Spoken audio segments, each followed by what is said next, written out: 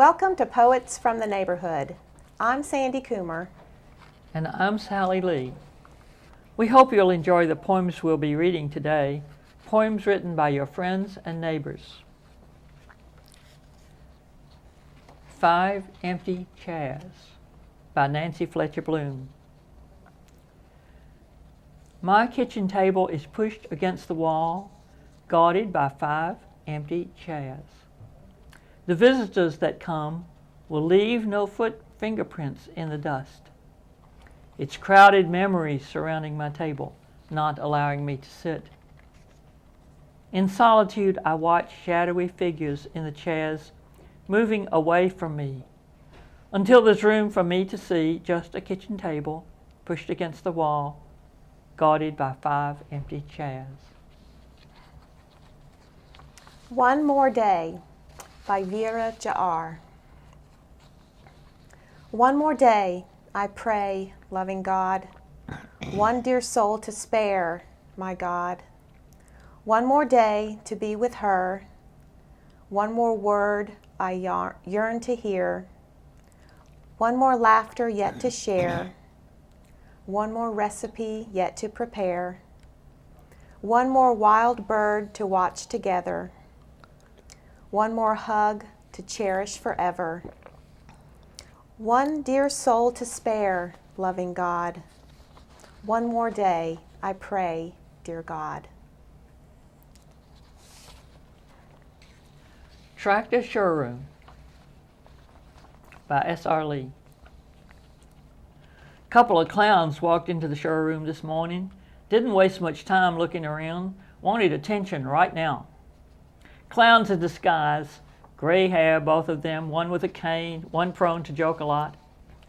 Old clowns are different from younger, gentler, likely to say thank you, but salesman has to deal with idiosyncrasies, eccentricities. We've trained him to cope because we are not fools and we're in business. True enough, they too wanted a business deal. Took a few minutes to make that clear. Both tended to talk at once, so salesman had to listen close. But both agreed at once that they wanted a 42-inch mower deck instead of a 48-inch one.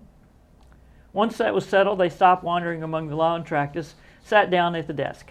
Now to business. Took a while. Clowns' banter is heavy in their computers. Clowns sitting comfy in chairs feel like they have plenty of time. Receptionist had to keep saying, "He's with a client," to incoming calls. He signaled it was a real deal, the purchase today of a sturdy mower, along with stories of grandfathers. Delivery to be this morning. Jokes on community expansion. Credit card valid. I'll pay. No, I'll pay. Address confirmed. Horrendous account of the old mower's condition. Finally, a signature. Young salesman breathes once more.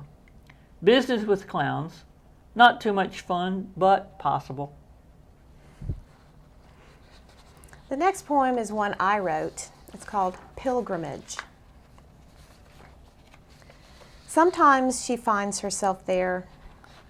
From her chair in the activities parlor, the board games open, pieces spilled across the table. Sometimes she leans back, looks up, as if she can see through the white ceiling, the fluorescent lights.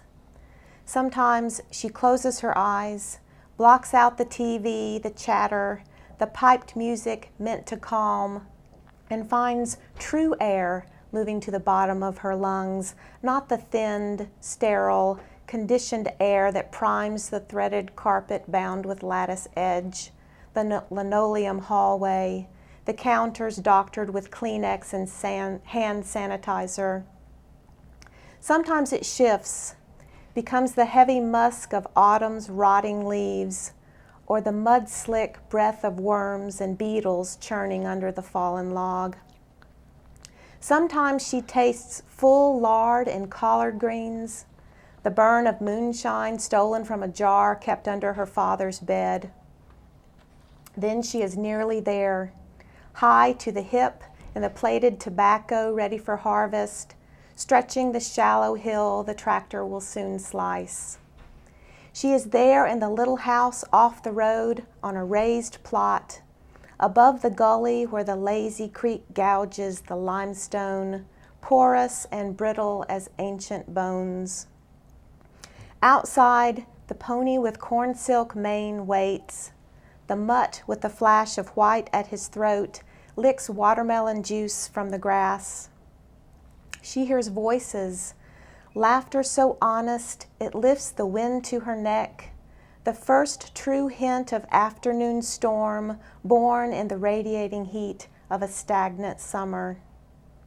There, in the secret darkness of an oak grove guarding the road that climbs Bay Mountain, vestiges of a simple piety reach her heart and cling, like burrs and velvet seeds, those things that remain long after she runs through the field. Us at Home by S.R. Lee. Old house, old sofa, old rug, old chest, old thick candle, old stacked books, old blue vase, old brass box, old kitchen counters, old fireplace tools, old fragile hound, old funny couple. The Old Timer, a native Southerner, issues an environmental impact statement by Kory Wells. Some say this is hardly the place to raise a family anymore. New houses spreading across the county like flu, schools and strip malls springing up in places you wouldn't run goats. Everybody's crowding in. Mexicans, Minnesotans, Laotians, Californians, even some Buddhist monks have a place out by the mall right next to the Civil War battlefield. The city fathers can't keep up with all this growth, so you be careful. A stray mini ball from a front-loading musket could fly out of the past and hit you right in the eye, blind you to the sameness of Pier 1 and Starbucks, where the old men who used to whittle on the courthouse grounds never gather. Thank you for watching Poets from the Neighborhood. We hope you'll join us again soon.